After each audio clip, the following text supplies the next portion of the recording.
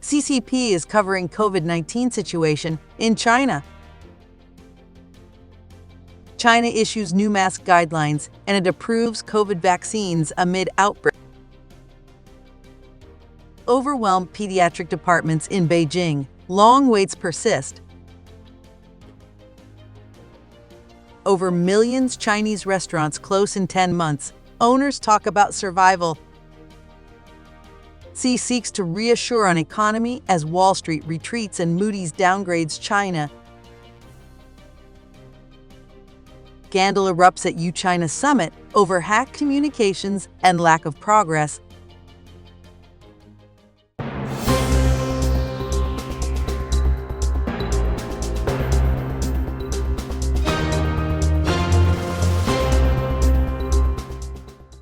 CCP is covering COVID-19 situation in China. A massive explosion of COVID-19 infections has occurred across mainland China. However, despite rising infections and deaths, the Chinese Communist Party (CCP) has been concealing the full extent of the outbreak. With the situation worsening, the CCP has now begun subtly admitting to the crisis. On December 9th, China's health authorities issued new 2023 guidelines on wearing masks to prevent respiratory diseases. It recommends scientifically wearing masks in 4 situations, listing COVID-19 infections first, before flu, pneumonia, and other illnesses. This signals an admission after failures to hide the outbreak. According to citizens, hospitals continue refusing to test for COVID-19. Some patients have symptoms identical to COVID-19 infections but claim they test negative for flu, pneumonia, and COVID-19. However, doctors are informing some patients verbally that they have COVID-19 despite negative tests. Many experts and doctors believe newly mutated COVID-19 strains are causing most infections in China now. They suspect strains have mutated sufficiently to evade existing test kits, which were produced over a year ago. However, the CCP refuses to confirm this or provide viral, genomic data internationally. Citizens also share experiences of fevers and body aches matching known COVID-19 symptoms, lasting multiple days and unresponsive to medication. Despite testing negative on all tests, doctors diagnose some patients based solely on symptoms as having COVID-19 or viral infections. One patient claimed their symptoms and diagnosis eventually matched COVID-19. As infections have exploded nationwide, the CCP has begun subtly acknowledging the outbreak by listing COVID-19 as a top respiratory illness threat. However, it continues denying that most illnesses are from mutated COVID strains. It has provided no viral data to determine the origins, strains, and scale of the outbreak. The CCP's recent guidelines and statements signal it is now being forced to backtrack on its COVID-19 cover-up after failing to conceal the full extent. However, while tacitly admitting challenges, it continues tightly controlling information about the viral strains, infections, and deaths. With the crisis building, experts believe full disclosure and data sharing on the outbreak will be unavoidable. China issues new mask guidelines and approves COVID vaccines amid outbreak.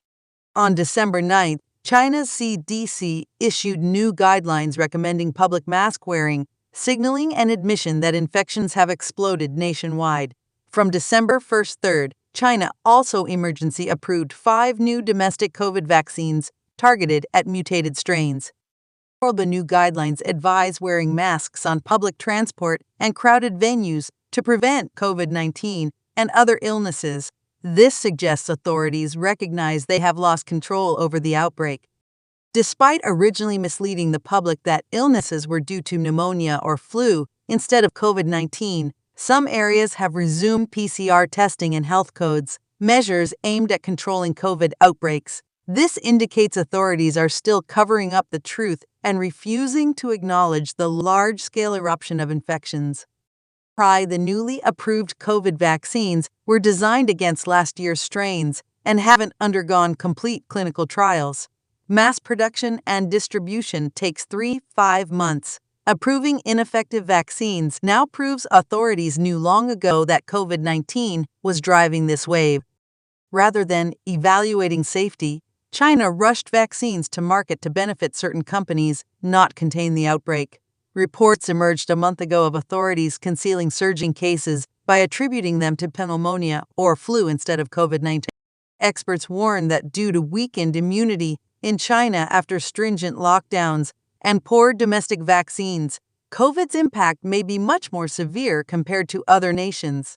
The high rates of lung infections and casualties, especially in children, mainly results from damaged immunity. More observation is needed on whether emerging variants could cause comparable overseas outbreaks. The rapid nationwide explosion over 2 months suggests infections may reach a level similar to Wuhan in early 2020. However, China's officially released data to WHO is highly questionable. Recent policy changes and notices from health authorities have essentially declared an emergency, signaling the crisis severity, due to China's lack of transparency, causing global ramifications again. History may repeat itself soon. Overwhelm pediatric departments in Beijing. Long waits persist. Pediatric departments in Beijing hospitals have been operating at full capacity for over a month, with no signs of easing.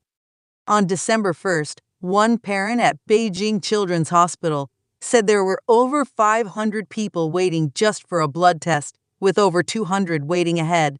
Large queues persisted at every stage: registration, consultations, lab tests, obtaining medications and infusions. A resident of Chaoyang District said she barely managed to grab an appointment after all slots were booked at facilities nearby for days. After her 5-year-old daughter's fever persisted for 2 days despite medication, she brought her to a major hospital. Yes, outpatient appointments fully booked for a week at children's hospitals and scarce slots elsewhere. Desperate parents are flooding emergency rooms, where long queues also await. Electronic displays show registration numbers over 300, with standing room only in lobbies. Even infusion rooms have run out of space, with dripping IV bags crammed together while parents scout for spots.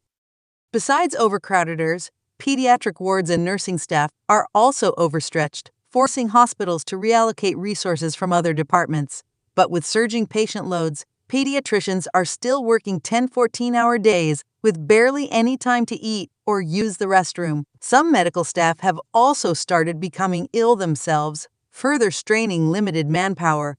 As the outbreak involves multiple overlapping illnesses, experts cannot predict when the peak will end. They estimate the situation may start improving next spring when warmer weather arrives. With hospitals overwhelmed and pediatricians exhausted from double-digit workdays for over a month, the long queues and crowded wards in Beijing's children's facilities seem unlikely to ease anytime soon. The illness peak, combining influenza, COVID-19, and other contagious diseases, may persist through winter into early 2023. Over millions Chinese restaurants close in 10 months. Owners talk about survival. China's catering industry is facing an unprecedented crisis, with over 1 million restaurants closing nationwide in just the first 10 months of 2023, amidst a severe economic downturn. According to business database Xi'an, 35.1 million new catering establishments opened nationwide January-October 2022. However, 1.56 million also closed in this period, marking mass closures for the ailing industry. The situation first drew attention in October 2022 when social media circulated a video of a restaurant owner warning colleagues that consumption was rapidly downgrading. He predicted economic regression back 10 years to 2013 levels, requiring businesses to provide only basic, affordable services. His premonitions proved accurate, with famous hot pot chain Xi'an now down to just 2 Shenzhen locations and coffee giant Pacific Coffee shuttering Guangzhou stores over closure fears. Other renowned names like dessert chain Zheyu Laoshan have closed all Shenzhen and most nationwide stores. Industry data validates the crisis. Per business database Xi'an, over 4,181 physical retailers, including 692 supermarkets, 1,851 apparel stores, and 564 baby outlets closed in China in 2022 alone. Videos depict once prosperous shopping streets now lined with empty, abandoned shops. Consumption downgrade is clear. The restaurant owner cited a Guangdong pre-CNY feast boxes dropped from 12.15 RMB to 8 RMB by May and now cost just 5 RMB, levels not seen since before 2006. Beijing convenience stores sell basic lunchboxes for 4 RMB. With overseas orders vanished and supply chains disrupted, he reasoned that domestic demand alone cannot drive growth. The southern export economy would keep shrinking while northern heavy industry rises to support war preparations. Hence, stimulus is ineffective and reversing years of economic momentum. Calling for the battered catering industry left relying solely on bare-bones local patronage. The road ahead appears fraught as economic regression loses steam by the month. Adaptability and austerity are imperative for survival, but if mass closures to date are any indicator, the market may already be saturated beyond the point of no return. He seeks to reassure an economy as Wall Street retreats and Moody's downgrades China. China's economy is facing mounting troubles, becoming leader Xi Jinping's biggest headache recently, amidst a confluence of worsening indicators and lagging international confidence. The analysis has merit as China's outlook darkens further amidst global concern. On December 5th, Moody's downgraded China's credit rating from stable to negative, validating expert warnings of an existential crisis for Chinese private enterprise if current trends continue. On December 8th, Xi convened a Politburo meeting to set the economic tone for 2023 ahead of the Central Economic Work Conference. The vague agenda urged stabilizing growth and employment through proactive fiscal stimulus, prudent monetary easing, expanded opening up, and preventing systemic risks. The urgent focus on economics follows Xi hosting multiple crisis meetings, including EU leaders on December 7th to ease investment tensions. It also comes as ratings agency Moody's issued a series of downgrades, changing China's outlook from stable to negative while reducing scores for Hong Kong, Macau, 18 Chinese SOEs, and 8 major banks. But downgrades incensed Beijing but signal international skepticism. Oxford Economics believes lingering weaknesses like low demand and high costs will continue hampering industry profits despite stimulus. Nikkei argues the constant firefighting shows C-pain threshold is crossed as default risk swells. Data affirms the recession crisis. At least 60 Chinese developers have defaulted on $140 billion in offshore bonds since 2020 as debt overwhelms balance sheets. Meanwhile, foreign investors withdrew over $31 billion from Chinese markets January-October, the largest outflow since WTO accession, as growth slows amid zero COVID disruptions and an unprecedented housing market collapse. Capital flight exacerbates factory and store divestment, with China suffering first net industrial capital outflow since the 1990s last quarter. While Xi is scrambling to woo back skittish investors, economists believe short-term intervention cannot resolve systemic issues of declining productivity, demographic decline, and market distortions from state dominance. Coupled with global decoupling pressures, the long-term outlook appears increasingly dire. Scandal erupts at EUChina Summit over hacked communications and lack of progress. Beijing, what was intended to be a high-level summit rebuilding relations between the EU and China has erupted into scandal and controversy instead. The EU-China meeting held December 7, 8 in Beijing marked the first face-to-face talks between senior European and Chinese officials since 2019. Attending were European Council President Charles Michel, European Commission President Ursula von der Leyen, and Chinese leader Xi Jinping. After the first day of discussions proved unproductive, Michel made the dramatic decision to return to Brussels early. Sources cite both the lack of progress on key EU priorities as well as the lack of secure communication channels for Michel, while in Beijing, allowing Chinese intelligence agencies to monitor his conversations. The EU entered talks seeking to address major long-standing grievances, especially relating to economic ties.